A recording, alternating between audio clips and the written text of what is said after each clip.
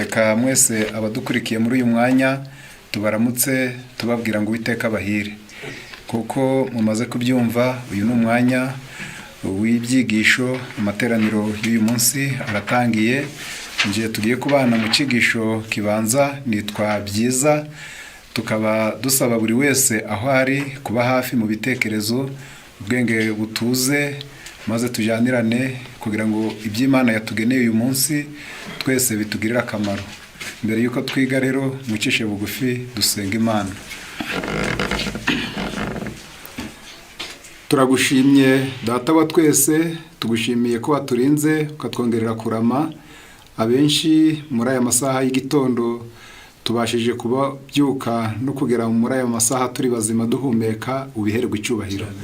Hari abandi bafite ibibazo ku isi, kuko turi ku isi irimo ibyaha, irimo Satani. Hari abababaye, hari abarwayi, hari abadafite uko babaho neza, nabo tuzi yuko nabo ubabera amaso kandi ukabitaho. Rero ubwo duhaye no guterana ngo twige ijambo ryawe, udufashe twige tuyobowe n'umwuka wawe wera. Abavuga bose imbere y'iteraniro ubaha umugisha, ubaha imbaraga y'umwuka wera. Abateze amatwi nabo ubaha imitima ikingutse. Satani ibyo azana byo kuduhugenza no kutuma tuja mu bindi ubidutsindire, ubwenge bwacu bukangukire kumva, kandi ibyo watugeneye ubiduhere mu izina rya Yesu, amen. Reka muri uyu mwanya twige ijambo ry'Imana. Ijambo tugiye kuganira ni ijambo ritureba twese. Ni ijambo ritubwira ngo amarembo Satani anyuriramo ateza urubyiruko kwiyandarika. Amarembo Satani anyuriramo atera urubyiruko kwiyandarika. Bibiliya itubwira ko Satani yamanukiye isi afite umujinya mwinshi, ndetse ngo muri iki gihe ho ngo arazerera nk'intare yivuga ngo ashaka uwaconshomera. Reka dusome mu gitabo cy'ibyahishuwe, itangazo ryavuzwe rivuye mu ijuru. Ni riri mu gice cya 12 ku murongo wa 12. Nuko rero wajuruwe namwe abaririmo nimwishime, nawe wasiwe nawe wanyanjawe mu gushyigishano, kuko Satani yabamanukiye afite umujinya mwinshi, azi ko afite igihe gito. Iri tangazo ryatangajwe rivuye mu ijuru.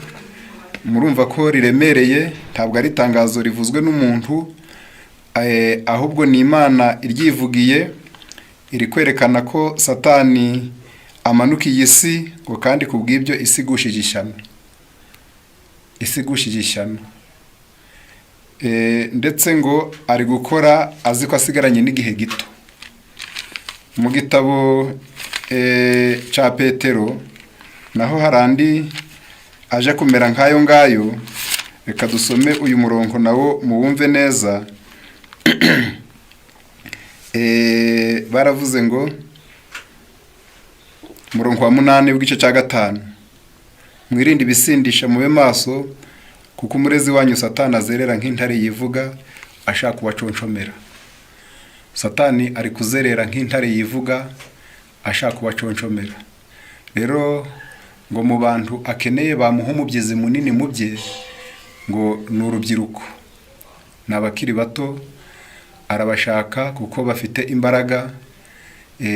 Azi yuko abakoresheje mu gukora ibyaha, mu kwica, mu gusambana, mu kwiba, mu kurwana, azi yuko bamuha umusaruro munini kuruta abasaza. Niyo mpamvu ijambo ry'Imana, kuko ari itabaza ritumurikira, ryatweretse amarembo Satani anyuriramo kugira ngo abone uko atera urubyiruko kwiyandarika. Ayo marembo turavuga afite menshi, ariko ntabwo yose tuyavuga muri iki cyigisho. Turavuga amarembo agera muri 4. Irembo rya mbere ni ubunebwe, turaza kubisobanura. Irembo rya kabiri ni inshuti mbi. Irembo rya gatatu ni ibiyobyabwenge. Irembo rya 4 ni ibinezeza. Aho Satani yahashinze imizi hose, kandi agenda ahungukira akatuma urubyiruko rwiyandarika.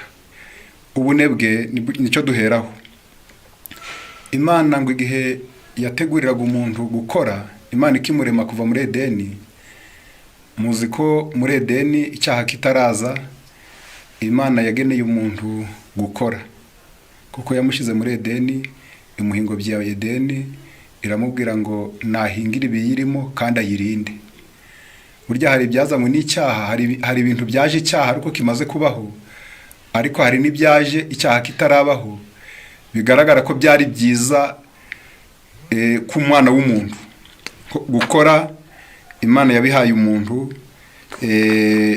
ngo bimubere umunezero. Iryo somo reka turisome mu Itangiriro. Imana imaze kumurema imushyize muri Edeni, yego, mu gice cya 2 kadusome ko kuri uyu murongo ngo Uwiteka Imana, murongo wa 7, iri mu muntu umukungugu wo hasi, imuhumekera mu mazuru umwuka w'ubugingo, ahinduka ubugingo buzima. Uwiteka Imana ikeba ingobyi ya Edeni mu ruhande rw'iburasirazuba, yishyiramo uwo muntu yaremye. Uwiteka Imana, yego, ikeba ingobyi ya Edeni, yishyiramo uwo muntu ngo ayibemo. Noneho 15, Uwiteka Imana ijana wa muntu imushyira muri iyo ngobyi yo mu Edeni ngo ahingire ibiyirimo ayirinde. Ngo ahingire ibiyirimo ayirinde. Ndasoma amagambo amwe asobanura aya ngaya, mwumve impamvu Imana yahaye umuntu uyu murimo ngo awukore. Mu gitabo cyitwa Intekerezo, Imico n'Ubumuntu cya 2, 625, haravuze ngo kampere 624, aho mu murima wa Edeni, ikigereranyo cy'ijuru rito, Adamu yari ahafite ibyiza byinshi Imana yaremye yashoboraga kwitegereza. Burya ngo muri Edeni ni igishushanyo, ni ikigereranyo cy'ijuru rito. Yarasa n'uri mu ijuru ritoya. Nuvuga ngo muri Edeni hari heza, hasa naho hagiye kumera nko mu ijuru. Ngo Adamu yari ahafite byinshi byo kwitegereza. Nyamara Imana ntabwo yaremeye umuntu kujya yitegereza gusa imirimo yayitangaza, ahubwo yamuhaye amaboko yo gukoresha hamwe n'ubwenge n'umutima byo kwitegereza imirimo yayo. Ntabwo yamuhaye amaso gusa ngo ajye areba, ahubwo yamuhaye n'amaboko, imuha n'ubwenge. Iyaba umunezero w'umuntu wari ukutagira icyo akora, Umuremyi ntaba yarahaye Adamu umurimo yasabwaga gukora. Umuntu yagombaga kubonera umunezero we mu gukora, kimwe no mu kwibwira iby'Imana. Umunezero w'umuntu, impamvu yamuhaye ubwenge ikamuha n'amaboko, amaboko yagombaga gukora n'ubwenge bugatekereza. Yatekereza iby'Imana akanezerwa, yakoresha amaboko nabwo akabona umunezero. Hirya aho baravuze ngo 625, ngo abantu benshi batekereza ko ubukire no kudakora ari umugisha ukomeye. Benshi nuko babizi, bazi ko ndetse n'ubonye amafaranga yumva ikintu cya mbere azareka ari ugukora. Baravuze ngo abantu benshi batekereza ko ubukire no kudakora ari umugisha ukomeye, nyamara bahora bahugiye ku murimo kandi bagasohoza inshingano zabo za buri munsi banezerewe, nibo bazi umunezero nyakuri. Burya no mu buzima, burya n'uwabigerageza akabareka kubisoma ahubwo akajya kubishyira mu bikorwa. Umuntu wakoze agataha yananijwe no gukora, ari kwikorera bimufitiye akamaro, ajya atahana umunezero kuruta uwiriwe yicaye. Yaravuze ngo nyamara bahora bahugiye ku murimo kandi bagasohoza inshingano zabo za buri munsi banezerewe, nibo bazi umunezero nyakuri kandi bagira amagara mazima.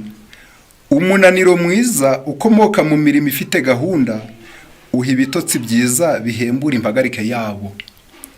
Umunaniro mwiza, burya hari umunaniro mwiza ukomoka mu mirimo ifite gahunda, ubaha ibitotsi byiza bihembura impagarike yabo. Ijambo ryabwiwe umuntu ko azabona umutsima yiyushya kuya, niryamusezeranije umunezero w'ubwiza bw'ahazaza, yombi yakomotse ku ntebe imwe y'ubwami, kandi yombi ni umugisha. Burya Imana ikunda umuntu. Na cya gihe amaze gukora icyaha akavuga ngo uzaje urya wishakuye, ngo nabwo wari umugisha Imana yari imuhaye. Ibi ni byiza byo gukora Imana yageneye umuntu. Turaza kureba noneho ukuntu Satani yapanze ubunebwe ngo abutezemo ibibazo byo kwangiriza abantu. Ariko reka nsome ntaraharenga mu gitabo cyitwa Uburezi. Igitabo cyitwa Uburezi, ku rupapuro rwa 243 haranditse ngo mwirema gukoresha amaboko Imana yabitanze nk'umugisha. Ibyo byari bisobanuye ko gukoresha amaboko ari isoko y'iterambere, ari isoko y'imbaraga, ari isoko y'umunezero. Imihindagurikire y'imiterere y'isi kubw'umuvumo w'icyaha yazanye impinduka mu miterere y'umurimo. Buriya isi bitewe n'icyaha imirimo nayo yagize impinduka. Ariko nubwo kuri ubu gukora umurimo birimo impagarara, umuruho n'imvune biracyari isoko y'umunezero n'iterambere. Umurimo kandi ni ingabo ikingira abantu ibishuko. Gukoresha amaboko bikamura umwuka wo kudamarara. Ikindi, gukoresha amaboko bikamura umwuka wo kudamarara, bigatera abantu kurangwa n'umurava, ubutungane no gushikama. Uko niko umurimo ugira uruhare mu mugambi ukomeye w'Imana wo kutuvana mu buhanya bw'icyaha. Burya Imana mu byo yapanze bizagabanura ibyaha mu bantu harimo no kubaha imirimo, kubavana mu buhanya bw'icyaha, gukora umuntu akaruha, ngo bimuvanamo kudamarara, bimuvanamo hepfo baravuze ngo urubyiruko rukwiye kwerekwa agaciro nyako k'umurimo, mubereke ko Imana ari umukozi utagoheka. Ibyaremwe byose nabyo bisohoza umurimo byagenewe gukora biranga icyaremwe cyose. Kugira ngo natwe dusohoze inshingano twahawe, tugomba gukora. Mu mirimo yacu tugomba kuba abakozi bakorana n'Imana. Imana iduha isi n'ubutunzi buyirimo, ariko tugomba kububyaza umusaruro ngo budufashe. Imana niyo imeze ibiti, ariko nitwe tubishakamo imbaho tukubakamo amazu. Ntabwo Imana yaguha igiti kandi ngo ize gusaturire n'urubaho kubakire n'inzu. Oya, Imana niyo imeze ibiti, ariko nitwe tubishakamo imbaho tukubakamo amazu. Imana yahishe mu butaka izahabu n'ifeza, ubutare na nyiramugengeri. Ariko ibyo twabiboneshwa gusa no gukora tukiyuha kuye. Ntacyo wageraho, ntabwo Imana yaza ngo iguhe utakoze. Ariko icyo nari nshatse hano haruguru mwumvise ni uko ngo gukoresha amaboko bikamura umwuka wo kudamarara, kandi kudamarara bitera ibyaha. Turaza kubisoma. Reka nje hano hirya, abantu benshi bakunda gushaka kubaho badakoze. Bakumva ko gukora ari ikibazo. Mu gitabo cyitwa Urugo rwa Gikristo, reka ndebe, reka mwene data kindebere hariya aho ngaho Urugo rwa Gikristo harimo amagambo avuga ibyerekeranye no gukora. Reka tuyasome maze muyumve neza. Urugo rwa Gikristo ni kuri iyi paje 274. Harimo ipaje nshaka kuhasoma maze muyumve. Abana bakwiriye kwigishwa, 273. Abana bakwiriye kwigishwa hakiri kare kuba ingirakamaro, bifasha ubwabo banafasha n'abandi.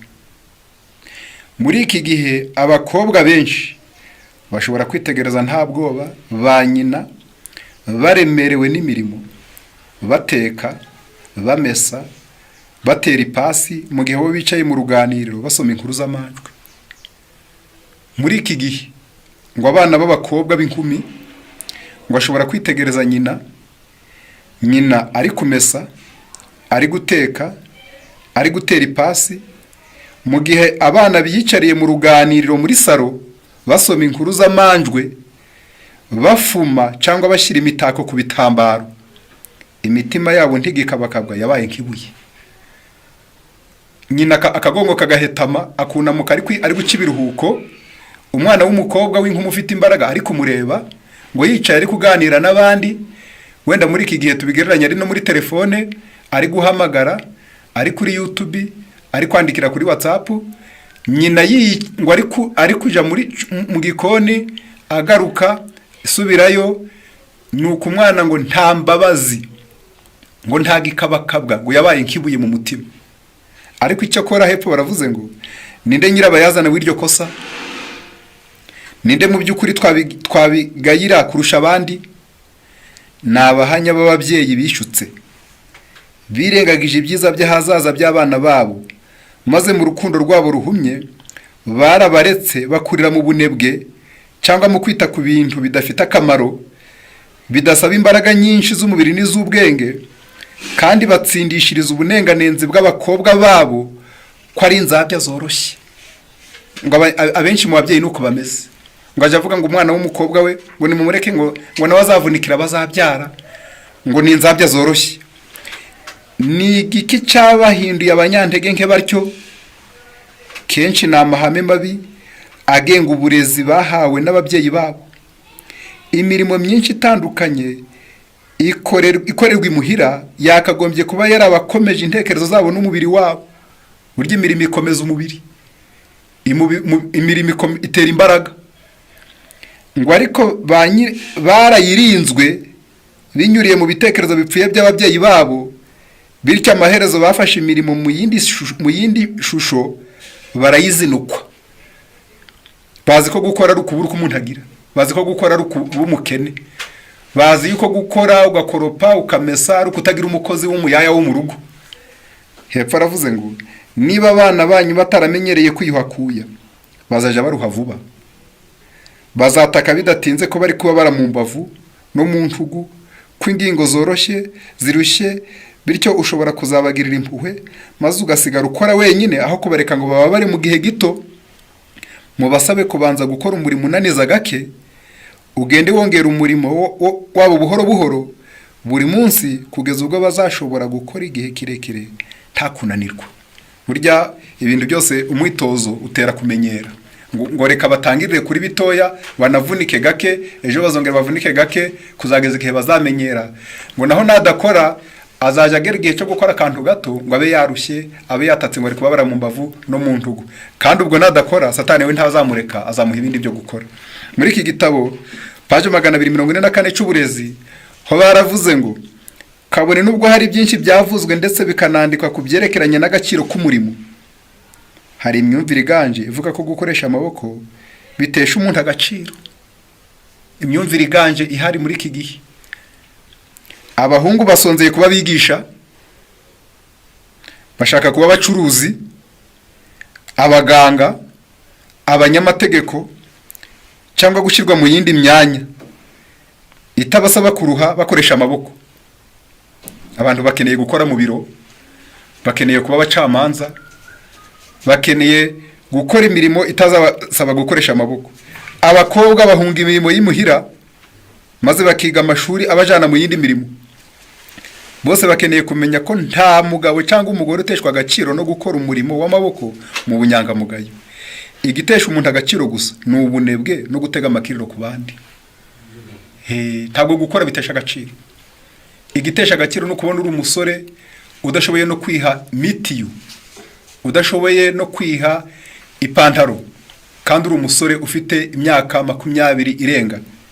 Baravuze ngo bose bakeneye kumenya ko nta mugabo cyangwa umugore uteshwa agaciro no gukora umurimo w'amaboko mu bunyangamugayo. Igitesha umuntu agaciro ni ubunebwe no gutega amakiriro ku bandi.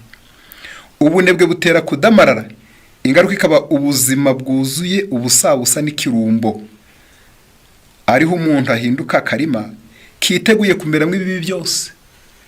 Burya ngo iyo umuntu adakora aba ameze nk'akarima kari bumeremwe ibisura, kari bumeremwe ibibi. Niyo mpamvu adakora usanga ari bo banyamazimwe, ari bo basambanyi, ari bo bantu birigwa mu bibi. Aravuze ngo muri kino gitabo hepfo niho bavuze ibintu, baravuga ngo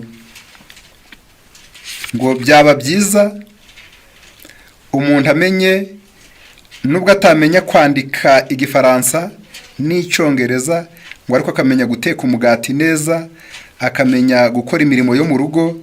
Iyo mirimo ngo ntabwo itesheje umuntu agaciro, kuko Imana yageneye umuntu gukora kuva yabaho muri Edeni. Hirya muri cya gitabo cy'urugo rwa Gikristo, nihutiriye ingingo nkunze kuyivaho, baravuze ngo akaga kazanwa n'ubunebwe. Noneho mwumve ryarembo Satani anyuriramo kugira ngo atere abasore kwiyandarika. Baravuze ngo neretswe ko ubunebwe ari isoko y'ibyaha byinshi. Abo amaboko n'intekerezo byabo bikora ntibabona igihe cyo gutegera amatwi ibishuko by'umwanzi, ariko ibiganza n'intekerezo bidakora bihora byiteguye kuyoborwa na Satani. Iyo intekerezo zidahuze neza zitindagira ku bitekerezo byanduye. Ababyeyi bagomba kwigisha abana babo ko kugira ubunebwe ari icyaha. Nta kintu na kimwe gishora abana mu kibi ko kubabuza imirimo yose. Burya abana iyo batagiye mu gukora niho baja mu bibi. Ukabarekera mu mibereho irangwa n'ubunebwe, bakabaho nta mugambi muzima, ntacyo bakora cyangwa bakora gusa ibyo bishakiye. Intekerezo z'abana ni nzima, bityo zidahugijwe mu byiza ndetse n'ibifite akamaro zirundukira mu bibi. Burya Imana ibarema ikabaremana intekerezo nzima, ziba zisabwa gupangirwa ibyo gukora, naho iyo zitagiye gukora zikicara, Satani aziha ibyo gukora. Nubwo ari byiza kuri bo gushaka ikibaruhura, ariko bakagombye kwigishwa gukora, kugira amasaha adahindagurika yo gukora imirimo y'amaboko nayo gusoma ibitabo no kwiga. Mugenzure ko baba bafite imirimo ihwanye n'ikigero barimo, kandi ko bafite ibitabo by'ingirakamaro kandi bishimishije. Bana b'Imana, ngo iyo badakora Satani arabakoresha.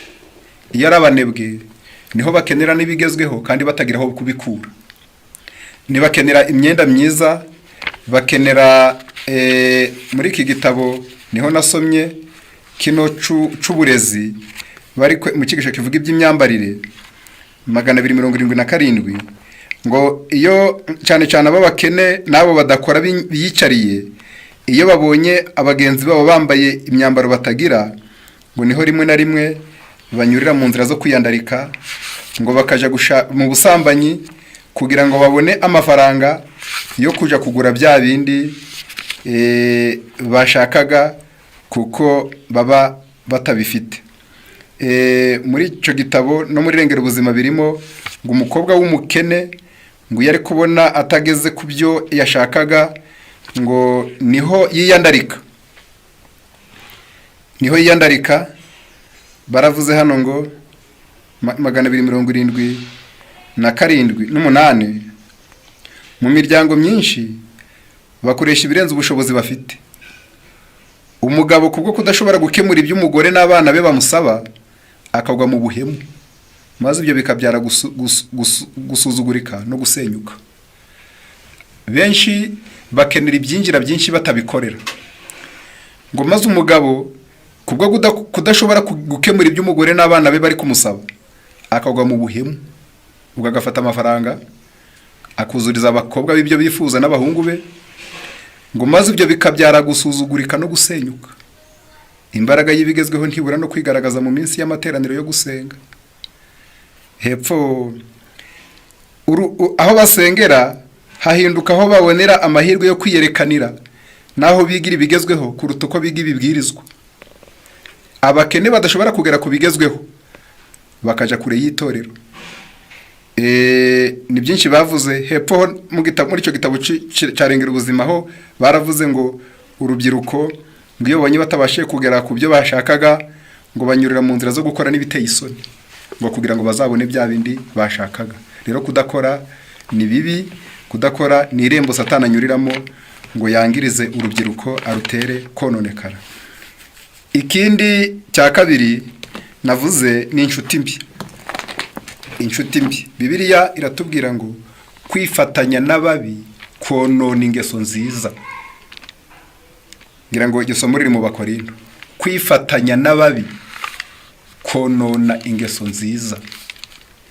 Buriya abantu benshi mu gitabo cyitwa Ubutumwa ku basore, ndasoma 411, ngo imbaraga iva mu kwifatanya abantu mubana, abantu mwirigwana mu buzima busanzwe, bafite icyo baguhinduraho, bafite icyo bagutwara. Ntukabisuzugure ngo uvuge ngo nge ndikumva ntacyo bantwara.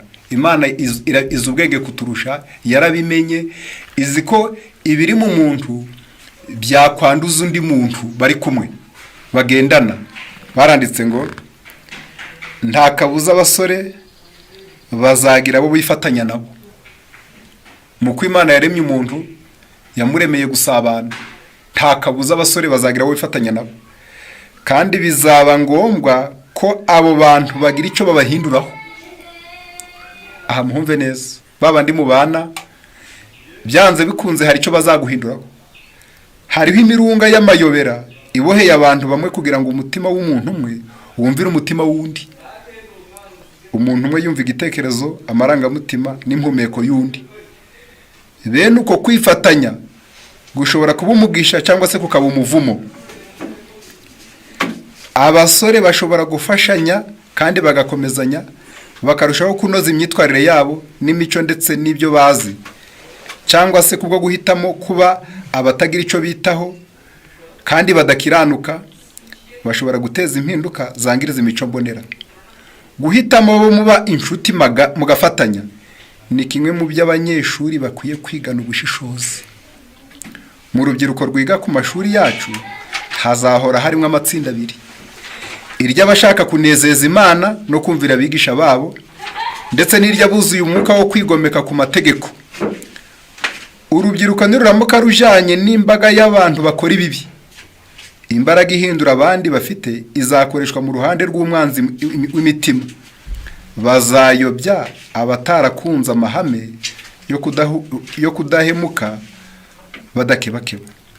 Bana b'Imana, hano icyo batubwiye nuko ngo hari imbaraga itagaragara ibohera umutima w'umuntu ku wundi, ku buryo ibindimo iyo ubana n'umuntu mukagendana mukaganira, ngo nubwo waba wari mwiza, hari icyo abo mubana bashobora kugira icyo bagutwara.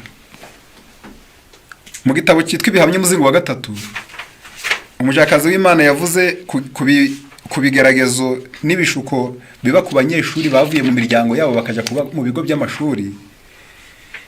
Bavuga imbaraga mbi ibahindura iyo bagezeyo. Reka ngerageze kuyasoma mu yumve. Ni 153 Ibihamya umuzingo wa 3. Haranditse ngo ukurikije gahunda y'uburezi iriho muri iki gihe, urugi rw'ibishuko rukinguriwe urubyiruko. Ukurikije gahunda iriho y'uburezi muri iki gihe, aho abana bagenda kamara amezi 3 atagera iwabo, urugi rw'ibishuko rukingukiwe urubyiruko. Nubwo muri rusange bafite amasaha menshi cyane yo kwiga, bafite n'amasaha menshi bamara ntacyo bakora.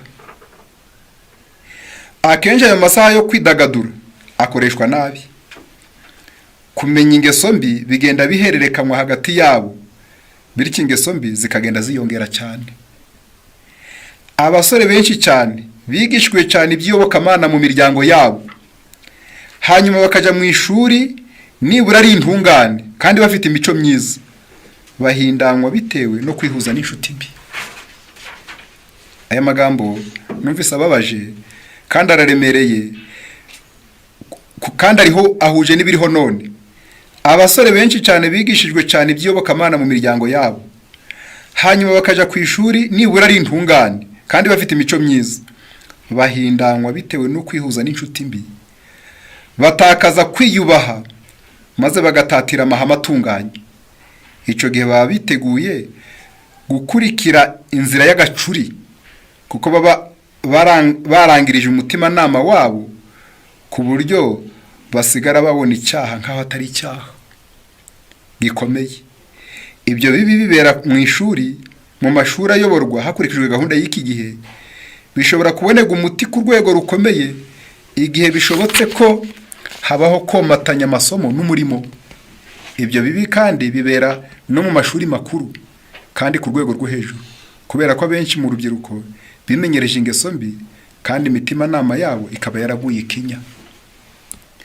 ababyeyi benshi bakabya kwizera cyane no kudakebakeba n'imico myiza by'abana babo. Ntabwo bazirikana ko abo bana bazahura n'imbaraga zishukana z'urubyiruko rw'imico mibi. Ababyeyi bagira ubwoba igihe babohereza kujya kwiga kure, ariko bakibwira bishyeshya ko bitewe n'uko bigeze kugira ingero nziza n'amabwiriza y'iyobokamana ko bazakomeza kuba indahemuka mu gukurikiza ihame mu buzima bw'amashuri makuru. Ngo ababyeyi benshi ntabwo basobanukiwe neza urugero rwo kwiyandarika kuriho muri ibyo bigo by'amashuri.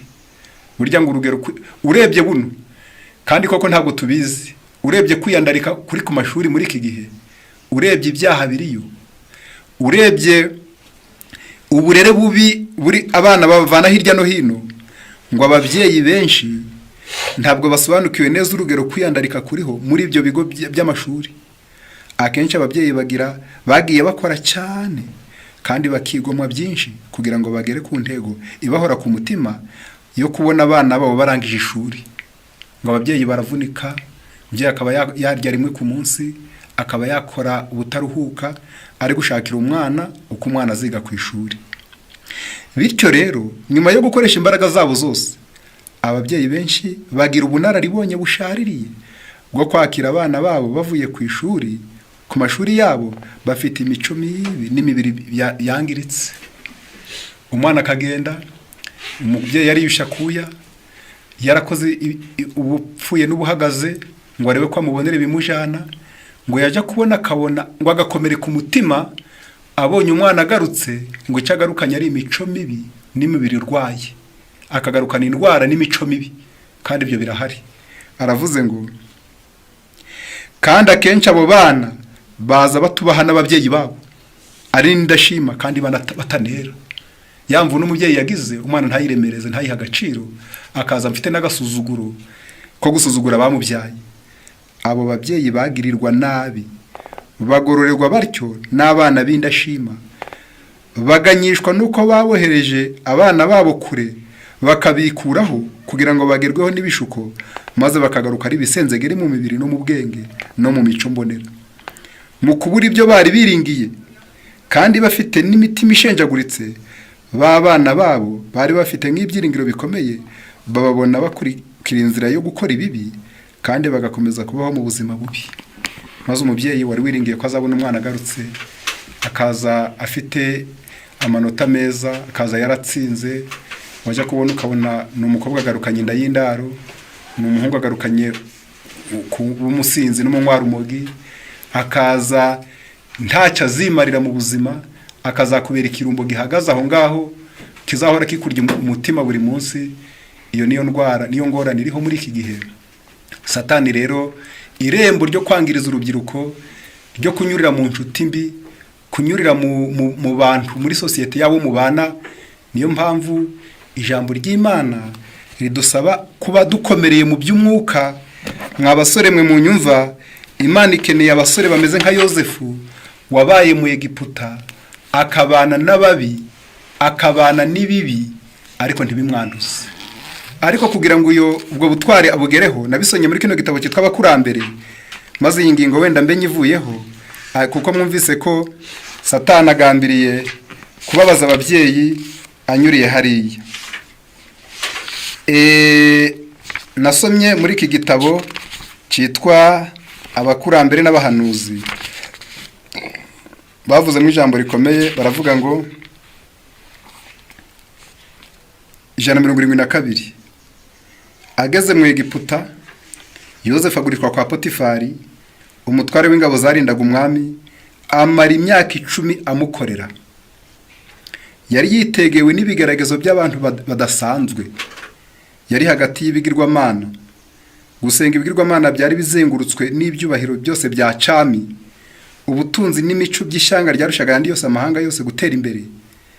Nubwo bimeze bityo, Yosefu yakomeje kwiyoroshya kwe no kuba indahemuka ku Mana.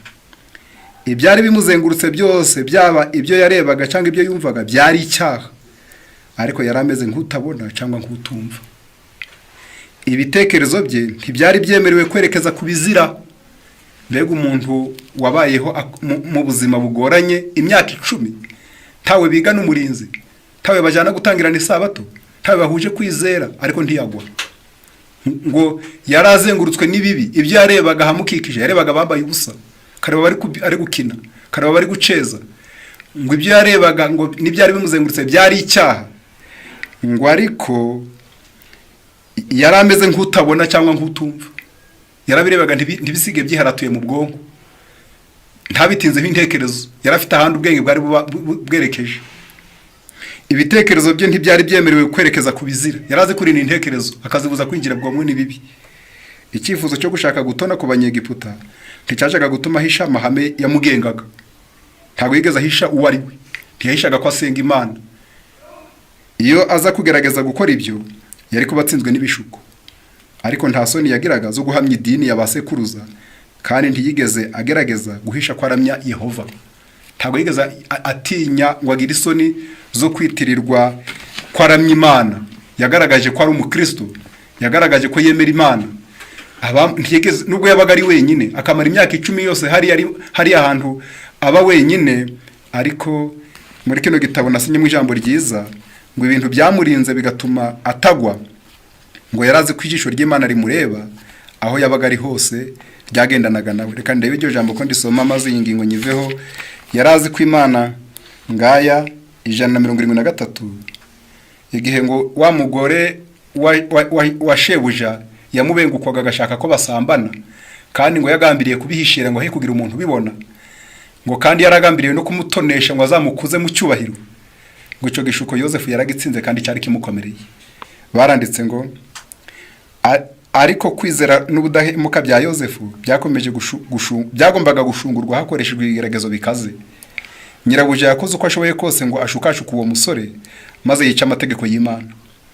Yari atarigera yiyandurisha ingeso mbi zari gikwira muri icyo gihugu cya gipagani, ariko icyo kigeragezo cyari kimugwiririye, nivuga ngo cyaramutunguye gikomeye, kirimo n'uburiganya bukomeye.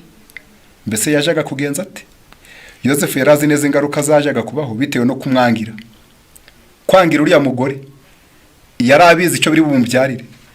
Ku ruhande rumwe yashoboraga kubihishira, agatoneshwa kandi akagororerwa, nivuga ngo yemeye. Naho yanze, naho ku rundi ruhande hari gukorwa n'isoni, gufungwa, byanashoboka kanicwa. Icyemezo yari gufata ako kanya nicyo cyari kugenga ubuzima bwe bw'ahazaza uko bwakabaye. Mbese amahame yajaga gutsinda? Mbese aho Yosefu yajaga gukomeza kuba indahemuka ku Mana? Abamarayika barebaga ibigiye kubaho bahagaritse umutima bitavugwa. Burya abamarayika imwe bari kureba umuntu agiye kugwa mu gishuko, nta burenganzira baba bafite bwo kuza kumubuza, bamurekera umudendezo, ariko bafite imitima. Igisubizo Yosefu yatanze cyerekanye imbaraga y'amahame y'idini. Ntiyari gutinyuka kugambanira shebuja wo kwisi wamwiringiraga, kandi ingaruka zajaga kubaho zose yagombaga kuba indahemuka kuri shebuja wo mu ijuru. Benshi bahitamo kudakora ibyaha imbere y'abantu bagenzi babo kubera gutinya amaso yabo, ariko bakirengagiza ko hari ijisho ry'Imana n'iry'abamarayika bera ribareba. Nyamara Yosefu yabanje gutekereza Imana, aravuga ati none nabasha nte gukora icyaha gikomeye gityo ngacumura ku Mana? Iyaba twari tuzi umuco wo kumva ko Imana ibona ibyo dukora kandi kumva ibyo tuvuga, ikagira naho yandika amagambo yacu n'ibikorwa byacu, kandi ko tuzageraho iri, twajaga gutinya gukora icyaha. Burya mu bintu byagombye kudutinyisha gukora icyaha no kumenya ko Imana ibona ibyo dukora, kandi ko yandika ibyo tuvuga, kandi ko amaherezo tuzagera mu rubanza tukabazwa ibyo twakoze. Mureka abasore baje bahora bibuka ko aho bari hose n'icyo bakora cyose baba bari kumwe n'Imana. Nta gace na kamwe k'imyitwarire yacu kayisobwa, imigenzereze yacu ntitubasha kuyihisha isumba byose. Nubwo rimwe na rimwe amategeko y'abantu abakakaye, akenshi yicwa mu buryo budashobora kumenyekana, ndetse ugasanga habayeho no kudahana. Nyamara siko bimeze ku mategeko y'Imana. Uwitwikira ijoro agakora icyaha ntibimukuraho wa mutima umushinja ikibi. Ashobora kwibwira ko ari wenyine, ariko kuri buri gikorwa cyose hari umuhamya utagaragara. Imana ibireba mu mutima impamvu yateye umuntu gukora icyo cyaha. Igikorwa cyose, ijambo ryose, igitekerezo cyose, byose bigaragara neza cyane nk'aho isi ituwe n'umuntu umwe gusa, kandi ijuru ryose rikaba rimuhanze amaso. Ibi byose umuntu abizi yaje amenya ngo hari uri kumwe n'abatakuzi, ariko Imana irekuzi kandi iri kukureba. wa musore we, aho inyifatire yawe yose itwikuruwe nk'iyambaye ubusa imbere yaba mu ijuru. Niyo mpamvu yaba nijoro, yaba uri kure y'ababyeyi, yaba uri kure y'abakuzi, uje umenya ko hari ijisho rikureba riguhanze amaso, ngo ibyo bizakurinda kugwa mu byaha nk'uko byarinze Yosefu ari wenyine. Inshuti mbi rero nazo Satani arazikoresha nk'uko tumaze kubyumva. Niho abasore benshi baje ku mashuri bari beza, ngo bari baniringiwe, ngo banarize iby'iyobokamana mu miryango, ngo ariko bagerayo Satani akanyurira mu babi, ngo bakagarukana bavuye ku ishuri imico mibi n'indwara no gusuzugura ababyeyi, ngo kandi ababyeyi baravunitse bari kugira ngo abana babo bige. Rero basore, uwo mutima wo kwiyandarika ni igihombo ku babyeyi bawe, ni igihombo kuri wowe, ni igihombo ku mana yawe. Rero dusabwa kugira umutima ukomereye mu mana nka Yosefu. Akagingo kandi mvugaho gake ni ibiyobyabwenge. Ibiyobyabwenge nabyo biragwiriye. Satani mu gitabo cyitwa Inama z'Itorero Itorero, ngo yagiye inama n'abamarayika be, ngo baje inama y'ukuntu bakonona umwana w'umuntu, ngo bapanga gukora ibisindisha. Ndetse muri iki gihe biragenda bikuza amajyambere, abantu baragenda bavumbura uburyo bwinshi bwo gukora ibinyobwa bitemewe. Ubu ngubu Satani ngo agambiriye kuruhura urubyiruko mu biyobyabwenge. Ndabisomaho gatoya, ni intekerezo imico n'ubumuntu cya mbere. Hari ijambo ririmo nshaka kuhasoma naryo muryumve neza. Intekerezo imico n'ubumuntu, umugabane wa mbere, page 70. Kandebe iyi page na 6 ngira ngo haranditse ngo, ndavuga ububi bw'itabi n'inzoga, kandi Satani yagambiriye kubyicisha urubyiruko muri iki gihe. Haranditse ngo uko itabi ryakoreshwa kose ryangiriza impagarike, ni uburozi bwica buhoro buhoro, ryangiriza ubwonko, rikagabanya kwiyumvisha, kugeza ubwo intekerezo zidashobora kwitegereza iby'umwuka, by'umwihariko ukuri kwagombye kudushoboza kwitandukanya nako kamenyero kabi. Itabi ryangiriza ubwenge. Hirya abanywa itabi, haba mu buryo bumwe cyangwa ubundi, ntibahamanije n'Imana. Akamenyero kabi gatuma badashobora guhesha Imana icubahiro binyuriye mu mibiri n'intekerezo zabo arizo z'Imana. Kandi kubera ko banywa uburozi nyabwo bwica buhoro buhoro, bwangiriza ubuzima kandi bukonona ubushobozi bwabo bw'ubwenge, Imana ntishobora kubemera. Imana ishobora kugirira imbabazi iyo bishoye muri ako kamenyero badasobanukiwe ububi bwako kuri bo ubwabo. Ariko iyo bamaze kubisobanukirwa neza, bakiriweho iteka imbere yayo, mu gihe bakomeje kwirundurira muri iryo pfa ribi. Ahantu hose Satani ashaka kurehereza abasore mu nzira y'irimbukiro. Ahantu hose Satani yagambiriye kurehereza abasore mu nzira y'irimbukiro. Iyo ashoboye gutuma izo nzira karengane ziyikandagiramo, abamanura ku gacuri, akabatera kuva mu bupfumwe baje mu bundi, kugeza ubwo imitima nama yabo izahinduka itaciyumvisha, maze igasigara itagitinya Imana na gake. Hepfo abo bahanya bakagenda buhoro buhoro bananirwa kwitegeka, bakirundurira mu kunywa vino, ibisindisha, itabi n'urumogi, kandi bakajya bava ku rwego rumwe rwo kugwa bakaja ku rundi. Hepfo bahinduka imbata y'ipfa.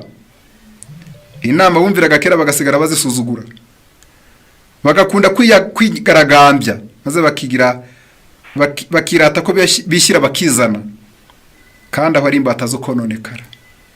Icyo bumva ari umudendezo n'ububata babohewemo no kwikunda, n'ipfa rihindanye n'ubusambanyi. Buriya Satani yagambiriye kwica ubwenge, yagambiriye gutuma kunywa inzoga bihabwa intebe mu mitima y'abasore, ngo azi yuko nibanywa inzoga irari ryabo batazashobora kuritegeka. Mu gitabo cyitwa Abakurambere n'Abahanuzi harimo ijambo nasomyemo reka ndebe ko nyabona abakurambere n'abahanuzi bavuze ngaya 385. Satani azi neza igikoresho agomba kurwanya mu mutima w'umuntu, kubera ko yabyiza bishishikariye mu gihe cy'imyaka ibihumbi byinshi. Azi impande runaka zo mu mico yigarurira mu buryo bworoshye. Satani ngo azi mu muntu azi aho yakwigarurira mu buryo bworoshye, kandi mu bisekuruza byinshi byagiye bikurikirana yagiye agerageza kugusha abagabo bakomeye n'ibikomangoma mu Bisirayeli akoresheje ibigeragezo k'ibyabaye ku ntego k'ibyageze ku ntego yabyo ibari Pewori. Mu bihe byagiye bikurikirana habayeho abantu badafite imico ishikamye bagiye banyerera ku bitare byo kunezeza irari. Ubwo twegereza iherezo ry'igihe, ubwoko bw'Imana buhagaze ku ngabano za Kanani yo mu ijuru. Kuko byagenze kera, Satani azakuba kabiri umuhati we kugira ngo abuze ubwoko bw'Imana kwinjira mu gihugu cyiza cy'i Kanani cyo mu ijuru. Imitego ye ayitega umuntu wese. Ntabwo abatarize n'abatarateye imbere mu mico aribo bakeneye kurindwa gusa. Azategura ibishuko bye abitega bari mu myanya yo hejuru, bafite inshingano zikomeye kurusha abandi. Aramutse atumye banduza ubugingo bwabo, yabakoresha maze akarimbura benshi. Muri iki gihe akoresha abakozi be kuko yakoresheje mu myaka isaga 3,000 ishize. Yosha abantu kwica itegeko rya 7, akoresheje inshuti z'isi, imbaraga ikurura y'uburanga no gushaka kwinezeza no kuvuyarara n'ibirori cyangwa inzoga. Buriya ibintu by'ibinyobwa Satani arabikoresha ngo bamara kubinywa bakavuyarara, bakinezeza, bakaja no mu busambanyi. Akenshi Bibiliya nitubwira ngo ubusambanyi na vino byica umutima. Ibyo ni ibyaha bigwiriye muri kino gihe, bigwiriye mu basore, bigwiriye mu nkumi, aho ubona abana b'abakobwa bato bataragera igihe cyo gushaka bakaja kuboneza urubyaro kugira ngo bazabone uko basambana. Abandi mu by'ukuri ugasanga ni abasinzi, ni abanywi, amafaranga bahawe n'ababyeyi yo kujana ku ishuri bayamarira mu nzoga, bayamarira mu biyobyabwenge, bagataha amafaranga barayamaze. Abandi bakabesha ababyeyi ko bayataye, abandi bakabesha ko ibiciro byazamutse, abandi bakabesha kuko ababyeyi benshi baba batazi n'amategeko yo ku bigo by'ishuri. Bamwe ari abasaza, abandi ari abakecuru biyo mu misozi mu byaro, bakababesha iyo bari kubasaba. Umubyeyi akiharahara, akivanaho utwo yari kurya, akivanaho utwo yari kwambara, twose akadukura akajya gukodesha asambu yari afite, nuko akaduha abana ngo barangiza bakagenda bakaja mu nshuti mbi, bakaja mu businzi, bakaja mu busambanyi. Nuko ugasanga imiryango ihuye n'ubukene, ihuye n'ibibazo, kandi bari kurushwa n'utazagira nicyo azabagezaho. Iryo ni irembo Satani yateguye ryo kwangiriza abasore, anyuriye mu kunywa, anyuriye mu biyobyabwenge, anyuriye mu kunezeza ipfa, ndetse ibirori, ibintu by'ibyiyumviro byo kunywa no kurya no bigenda bibaho hirya no hino, nabyo bifite akamenyero ko gukuza ibyo bintu byo mu mitekerereze y'abantu. Niyo mpamvu Satani ari umutego yateze. Undi mutego nihuta ni ibinezeza. Muri ibinezeza ibimubona agenda ataka hirya no hino, byitwita ibinezeza kandi bitananejeje, binyuriye mu myambarire, mu myifatire, mu mikino, mu ikoranabuhanga. Ibyo bintu bitwara ubwenge bigatera abantu amatsiko, bikabuza abasore gusinzira, bakarara bareba ibintu mu matelefone.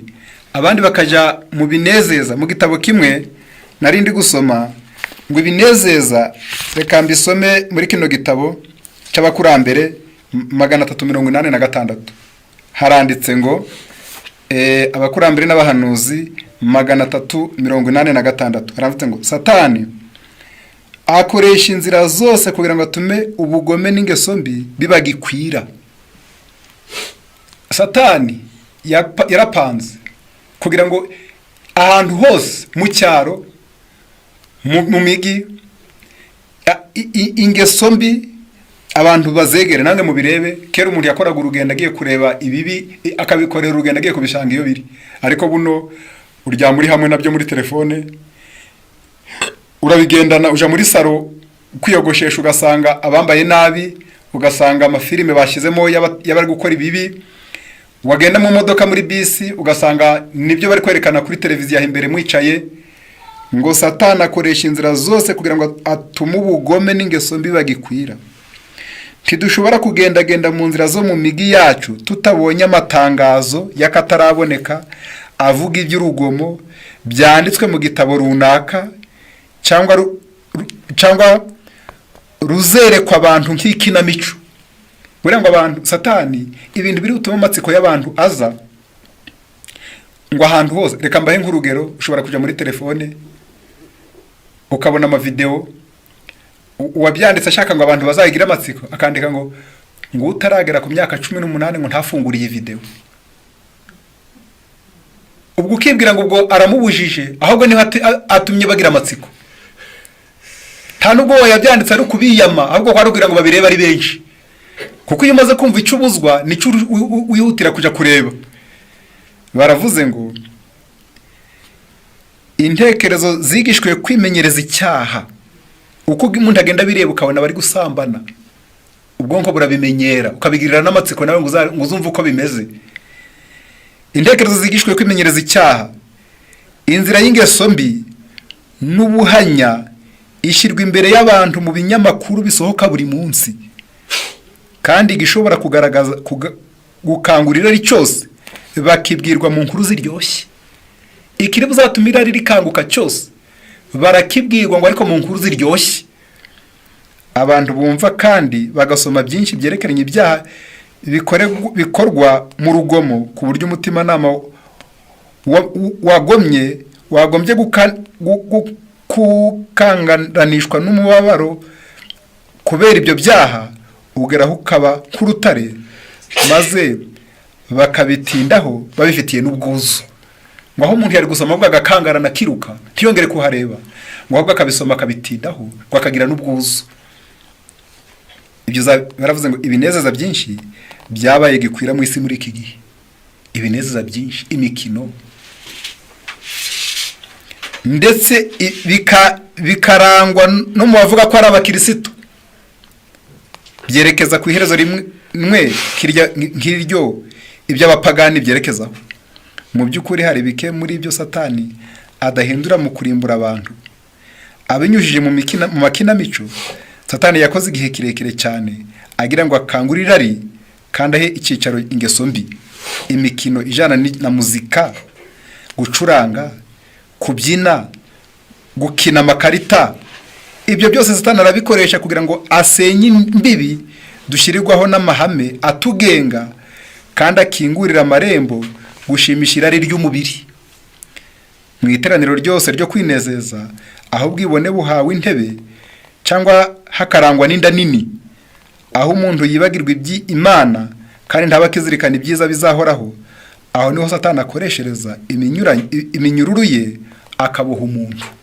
Mbega satani yarateze ahantu hose, agenda hashyira imitego, maze urubyiruko, abasore bakagenda babyirohamo bakibuka babiguyemo. Niyo mpamvu bavuze ngo umunyabwenge atanga inama agira ati, rinda umutima wawe kuruta ibindi byose birindwa, kuko ari iby'ubugingo bikomoka. Hepfo, kuko uko atekereza ku mutima ariko ari. Umutima ugomba kugirwa mushya n'ubuntu bw'Imana. Nibitaba bityo, gushaka ubutungane bw'ubugingo bizaba imfabusa. Umutima nudahinduka ngo wange bya bindi bibi, uje wumva nta apeti yabyo biguteye. Ntugira amatsiko y'abari gusambana, y'abari kubyina, y'abambaye ubusa, ukajya wumva ibyo ngibyo ahubwo ari nk'ubusazi. Umutima nudahinduka ngo ube muzima, baravuze ngo umutima ugomba kugirwa mushya n'ubuntu bw'Imana. Nibitaba bityo, gushaka ubutungane bw'ubugingo bizaba imfabusa. Umuntu wese ugaragaza gukuza imico iboneye kandi itunganye adafishwe n'ubuntu bwa Kristo, aba yubaka inzu ye ku musenyi. Hepfo, nyamara dufite umurimo tugomba gukora kugira ngo dutsinde ibyo bigeragezo. Abadashaka kugwa mu mutego ya satani bagomba kurinda neza inzira zinjira mu ntekerezo zabo. Burya abantu badashaka ngo Satana abagushe bagomba kurinda inzira zinjiza amakuru mu ntekerezo.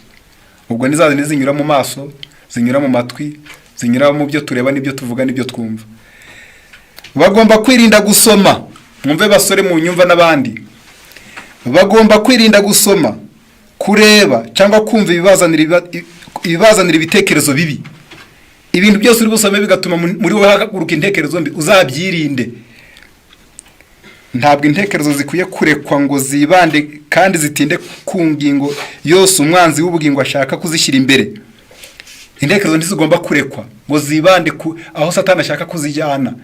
Satani yapanze amashusho, yapanze amafoto, yapanze amakinamico, yashize amafilime, yashize amavideo mabi mu matelefone.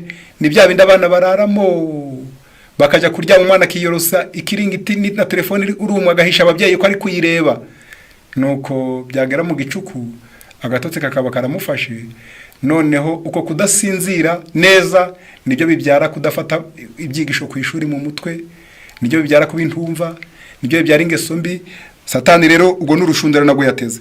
Ntabwo intekerezo zikwiye kwerekwa ngo zibaze kandi zitinde ku ngingo yose umwanzi w'ubugingo abasha kuzishyira imbere. Intumwa Petero aravuga ati nuko mukenyere mu mitima yanyu, mwirinde ibisindisha, mwiringire rwose impano y'ubuntu muzazane ngo Yesu Kristo azahishurwa, mube nk'abana bumvira, ntimwishe nyine ari mwagiraga kera mukirinjije, ahubwo nkuko wahamagaye ari uwera bariko namwe mubabera mu ngeso zanyu zose. Pawulo nawe aravuga ati ibisigaye bene data, ibyo kuri byose, ibyo kubahwa byose, ibyo gukiranuka byose, ibiboneye byose, n'iby'igikundiro byose, n'ibishimwa byose, niba hariho ingeso nziza hakabaho n'ishimwe, aba ari byo muyibwira. Burya n'ibyo kwibwira nabyo bigomba kugenzurwa, ibyo gutekerezwa. Ibyo bisaba ko habaho gusenga bivuye ku mutima ndetse no guhora umuntu ari maso. Tugomba gufashwa n'imbaraga y'Umwuka Wera itubamo, izatuma ubwenge bwacu burangamira mu ijuru kandi bumenyereze kuzirikana ibitunganye n'ibyera. Umusore azize inzira yate azayisha kuyitondera nk'uko ijambo ryawe ritegeka. Umuhimbyi wa Zaburi arakomeza ati nabika ijambo ryawe mu mutima wanje kugira ngo ntagucumuraho. Burya ijambo ry'Imana iyo riri mu mutima akaba ari wibwira, akaba ari utekereza, rikubuza gucumura, rikubuza kuja mu nzira y'ibibi. Ntabwo nshaka gutinda, ngiye kugera aho nza gusoreza. Bana b'Imana, turi mu isi yamanukiwe na Satani, ashaka kwangiriza urubyiruko, ashaka kwangiriza abasore, ababyeyi bakaruhira ubusa. Niyo mpamvu muri iki gitabo cyitwa katurebe, ni igitabo cyitwa guhamagarwa kwacu gukomeye. Kandebe iyi page nayo maze nyisome nihuta. Guhamagarwa kwacu gukomeye,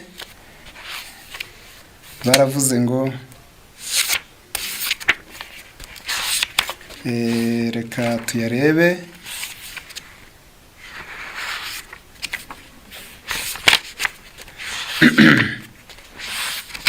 Hari amagambo bavuze ngo tugomba kujya twirinda kugira amatsiko,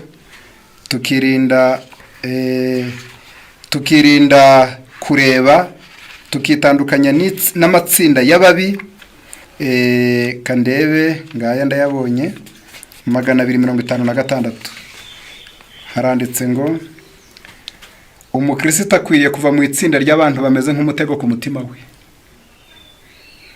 Igihe mugiranye ubucuti n'abantu mutashobora kuzamura ngo mubageze ku kigero, ku kirere kiboneye kandi cyera, bitewe n'uko urukundo rwabo bakunda iby'umwuka rwononekaye, mukwiye guhunga ubwo bucuti. Abakristo bari kubwirwa ibi muri rusange bafite ubushake bukomeye n'imyitwarire myiza. Rero iyo bigaruriwe n'abanzi b'Imana, bahinduka ibikoresho bikomeye byo kuvana imitima mu nzira yo gukiranuka, bakayijana mu nzira mbi irimo akaga. Umwuka uri mu kirere kibazengurutse watewe ikizinga n'ikibi kandi ufite imbaraga yanduza. Hepfo, hitamo inshuti zawe zubaha cyane iyobokamana kandi zikarishyira mu bikorwa. Jya uhanze amaso ubuzima bw'ahazaza, ntukemerera abo bana nabo gukura ibi bitekerezo mu ntekerezo zawe. Nta kindi cyagira imbaraga yo kukuranduramo ibyo bitekerezo ko gucudika n'abantu b'abapfu n'abanenganenzi batanasenga. Nta kindi cyagira imbaraga yo kukurandura muri ibyo bitekerezo nko gucudika n'abapfu, abanenganenzi n'abadasenga. Amashuri baba bafite uko yabangana kose, n'ibiyobokamana barifata mu buryo bworoheje kandi ntibaryiteho, ntabwo yakwiye kuba inshuti wahitamo. Uko barushaho kugira umwete mu bindi bintu, niko mukwiye kurushaho gutinya imbaraga y'icyitegererezo cyabo muramutse mubagize inshuti, kuko babasukaho imbaraga yanduye yo kudakunda iby'Imana no kutabyubaha, maze bakongeraho ibindi byinshi bibakurura biteza akaga gakomeye mu mico mbonera. Gerageza kuba Daniyeli, gerageza kuba ari wowe wenyine usabwa guhagarara ushikamye. Ubugwari no kwifata ugacecekera imbere y'ababi igihe wumva bavuga amagambo y'imigambi yabo bihwanye no kwifatanya nabo. Gira akanyabugabo ko gukora ibyiza. Umuntu w'Imana aho waba uri hose, gerageza kuba Daniyeli, gerageza kuba ari wowe wenyine usabwa guhangarara ushikamye. Ubugwari no kwifata ugaceceka imbere y'ababi igihe wumva bavuga y'imigambi yabo bihwanye no kwifatanya nabo. Gira akanyabugabo ko gukora ibyiza. Rero reka dusabe Imana ngo dushoboze kumenya umwanzi watumanukiye, duhungire mu ijambo ry'Imana, duhungire mu kwemera kuyoboka iby'Imana ukabibamo, ntukaje ubaho uri umuntu w'umunenganenzi mu by'umwuka. Gerageza gukunda ijambo ry'Imana nk'iri turi kwiga, gerageza gukunda gusenga, gerageza gukunda Bibiliya. Bibiliya yigisha ubwenge, Bibiliya itandamura umuntu mu butandame bwose yari afite. Bibiliya ni itabaza rikumurikira iyo wemeye ko ikuyobora, ikugira umuntu muzima uboneye, ukazaba ku isi uringira akamaro, ukunzwe, ufitiye umuryango akamaro, ufitiye Imana akamaro, ufitiye itorero akamaro. Satani agambiriye kwica abantu bahagaze, anyure muri ziriya nzira zose twavuze. Reka tumuhunge, duhungire muri Yesu, duhungire mu butumwa bwiza, duhungire mu ijambo ry'Imana. Umunyezaburi yavuze ngo nabikiye ijambo ryawe mu mutima wanjye kugira ngo ntagucumuraho. Ijambo ry'Imana iyo ribitse mu mutima rikurinda kugwa mu mitego ya Satani. Reka twemere ritubere itabaza ritumurikira. Nibyo mbasabira ngo nange mu bidusabire mu izina rya Yesu. Amen.